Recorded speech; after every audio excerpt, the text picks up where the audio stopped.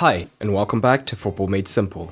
We're here with the tactical analysis of the Premier League encounter between Arsenal and United at the Emirates, as Arteta took on Solskjaer in yet another big test. Arsenal came out on top with a somewhat comfortable 2-0 win, thanks to Pepe and Socrates, and the XG did favour Arsenal as well. Now, let's dig into the tactics, starting with a reminder of the formations. As you can see on the OneFootball app, which is today's video sponsor, both teams employed a 4-2-3-1, although as you'll see shortly, that changed on the pitch at times. If you want more stats, news, match updates from your favourite club, check out the OneFootball app through the link in the description. Now let's get into it. Let's start with what Arsenal did in possession. Arsenal looked to play out from the back, particularly in the first half, with the centre-back seeing plenty of the ball, completing the second and third most passes in the match.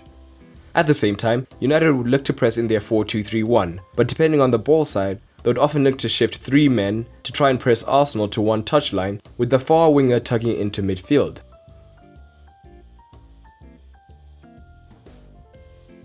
But Arsenal in the first half had several options to break this press. United would commit to forcing Arsenal to one side and then look to implement a more man-to-man press, but this could cause problems as they often struggled to cut central passing lanes due to pressing with so few men. As a result, Arsenal could often use quick passes to switch the ball to the far side of the pitch, disorienting United's defence.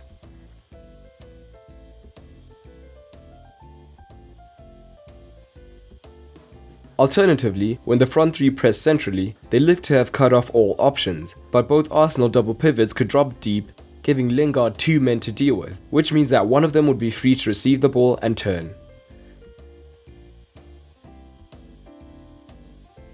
This mismatch occurred as United wouldn't commit an extra midfielder into the press, as they were wary of the Arsenal midfielders tucking into the created space. The other common way they looked to build up was through the use of Granit Xhaka, who would often tuck to the left side of a back three, stretching United's press more. Torreira would often be the sole defensive midfielder, but at times Ozil could drop here as well to create the numerical advantage and make United decide on whether to commit to the press and potentially create space behind them. Once the first wave press was bypassed, United would drop into more of a 4-3-3, 4-1-4-1 shape. With Xhaka in this region, Kolasinac would have the freedom of the left-hand side of the pitch. This is in contrast to Maitland-Niles, who was more conservative.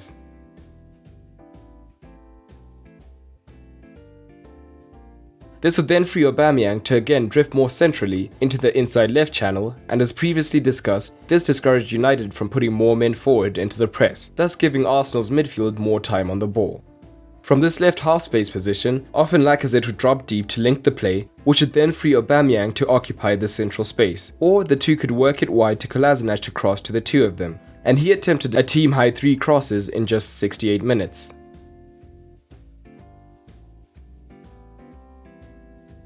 The Pepe goal epitomizes much of this tactical plan. Aubameyang shows his ability to also play on the left-hand side, and Ozil moves into the half space instead, and this causes problems as he's not picked up.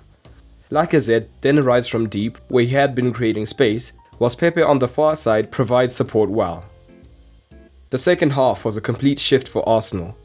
Occasionally, they still stayed high, but realistically, they now sat deep, looking to give up the ball and try to hit United on the transition, with the front four often all joining their transition. So, what were United's attacking plans? They looked to use the strategy that had brought them significant success against possession-heavy teams this season: transition. In fact, in the first half, when Arsenal had the ball in situations like these, they would look to transition through the wide areas, and they did create dangerous situations in this manner, as their entire front four would commit to the transition.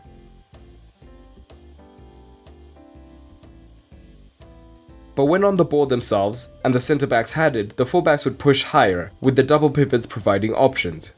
However, their full-backs weren't nearly as attacking as Arsenal's, mainly providing passing options from wide, rather than making marauding runs into the final third. In this phase, Arsenal pressed high, and much like Pep at City, Arteta opted for a 4-4-2 in the press, with Ozil joining Lacazette.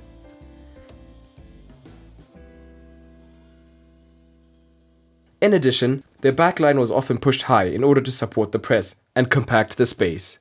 And unlike United, their front four was often effective at cutting passing lanes and were willing to commit more men, whether a midfielder or a fullback, into the press, and as a result, they often forced United long, as the United front four was often detached from the rest of their team during the build-up phase.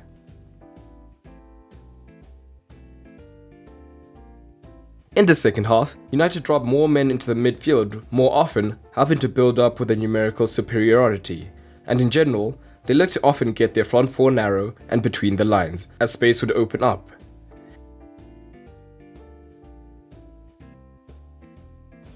In addition, their main ploy was to quickly transition, with Rashford and Martial often running down the inside left channel, while Daniel James would come central. And often they came close to a potentially match-winning through ball, but usually just missed their mark. But once again, Solskjaer's tactics, in an attacking sense, fell short when facing a team that was willing to sit deep and give up possession, and this will be cause for concern. They finished with similar shot stats as Arsenal, but having been chasing for most of the game, they would have hoped for much better. And this XG timing chart shows that even deep into the match, they failed to create high-quality chances. A big win for Arteta early in his reign. But what did you make of the match? Let's have a chat down in the comments. But that's all for today, and remember, keep it simple.